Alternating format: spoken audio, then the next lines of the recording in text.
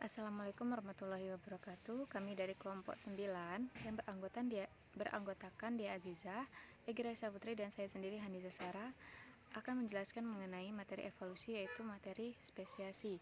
Yang pertama, konsep spesiasi dalam biologi.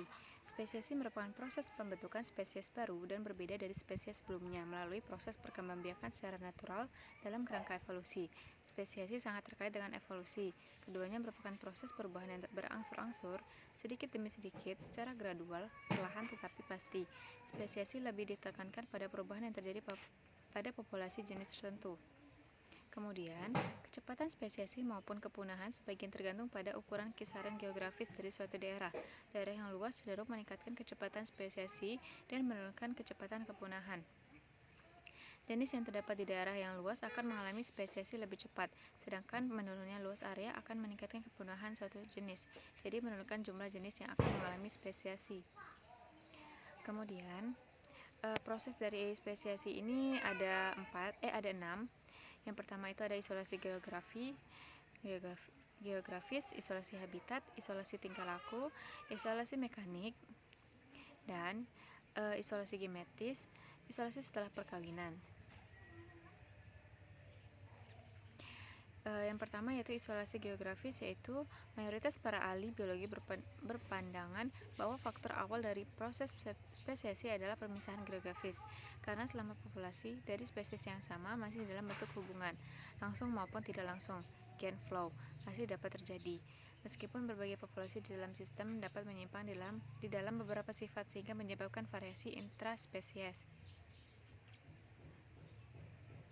Kemudian ada isolasi habitat. Dua populasi simpatrik yang menghuni habitat yang berbeda dalam kenyataan akan kawin dengan populasi yang sama dibandingkan dengan populasi yang berbeda. Sebagai contoh dapat dikemukakan di sini yaitu seperti Bufo fowleri dan Bufo americanus. Keduanya dapat kawin dan menghasilkan keturunan nefertil. Namun kecenderungannya Bufo fowleri akan kawin dengan Bufo fowleri dan Bufo americanus akan kawin dengan Bufo americanus atau satu spesies. Kemudian isolasi habitat ini pilihan ini ada hubungannya dengan pilihan tempat tinggalnya. Bufo fowleri memilih tempat tinggal dan kawin di air yang tenang, sedangkan Bufo americanus memilih tempat yang berwujud kubangan-kubangan air hujan.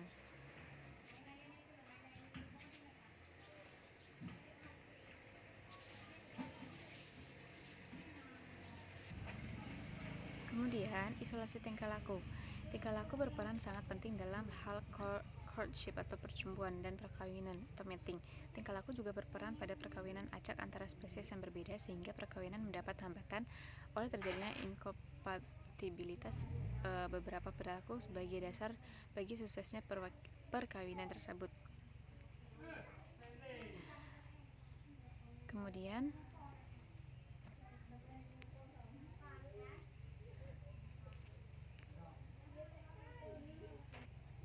pada isolasi perilaku atau tingkah laku sangat tergantung pada produksi dan penerima stimulus oleh pasangan dari dua jenis kelamin yang berbeda. Jenis stimulus yang dominan untuk mensukseskan perkawinan ini diantaranya adalah stimulus visual, adaptif, stimulus kimia, dan feromon.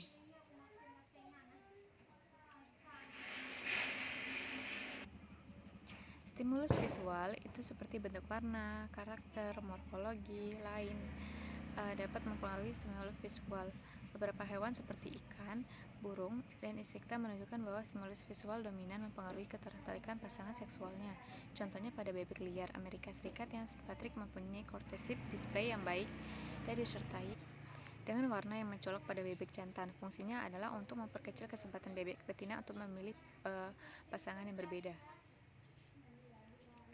Kemudian contoh dari stimulus adaptif adalah bunyi-bunyian seperti nyanyian atau suara lain yang spesifik berfungsi sebagai alat komunikasi antar jenis kelamin yang mempengaruhi pada proses terjadinya perkawinan intra maupun interspesies.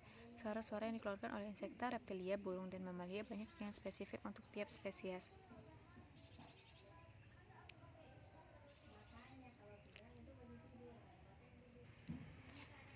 Kemudian, itu stimulus kimia atau feromon. Seperti molekul ini spesifik pada individu betina yang dapat merangsang individu jantan dan atau sebaliknya sebagai molekul spesifik yang dihasilkan oleh individu betina untuk menolak individu jantan. Misalnya pada Drosophila melanogaster, feromon mempunyai pengaruh pada tingkah laku perkawinan. Gimana dengan adanya feromon yang dilepaskan oleh individu betina membuat individu jantan melakukan aktivitas sebagai wujud responnya terhadap adanya feromon tersebut. Sekian dari penjelasan saya lanjutkan kepada penyaji berikutnya. Baiklah, saya akan melanjutkan materi tentang isolasi mekanik. Isolasi mekanik ini yaitu isolasi reproduksi yang didasarkan apa yang disebut isolasi mekanis dapat terjadi bila jenis jantan punya ukuran yang terlalu besar dari betinanya. Kemudian ini diumpamakan sebagai kunci dan gembok atau lock and key. Kemudian yang kedua yaitu isolasi gametis atau gametik, menghalangi terjadinya fertilisasi akibat susunan kimiawi dan molekul antara dua sel gamet. Contohnya pada Drosophila. Kemudian isolasi setelah perkawinan atau post-mating isolation, post-zygotic barrier, terjadi jika sel sperma dari satu spesies membuahi ovum dari spesies lain. Maka itu mencegah zigot hibrida untuk berkembang dan hidup dan fertil. Terjadi melalui kematian zigot, perusakan hibrid, dan sterilitas hibrid. Yang pertama itu kematian zigot. Sel telur yang telah dibuahi sperma spesies lain atau zigot hibrid tidak mengalami perkembangan regular. Kemudian yang kedua, perusakan hibrid. Sebagai contoh, spesies kapas yang berbeda dapat menghasilkan keturunan hibrid yang fertil. Yang ketiga, sterilitas hibrid. Terjadinya sterilitas ini disebabkan inkompatibilitas genetik yang nyata. Contohnya antara keledai dan kuda atau disebut juga dengan mule. Contoh lain kama, hibrid antara unta dan ilama.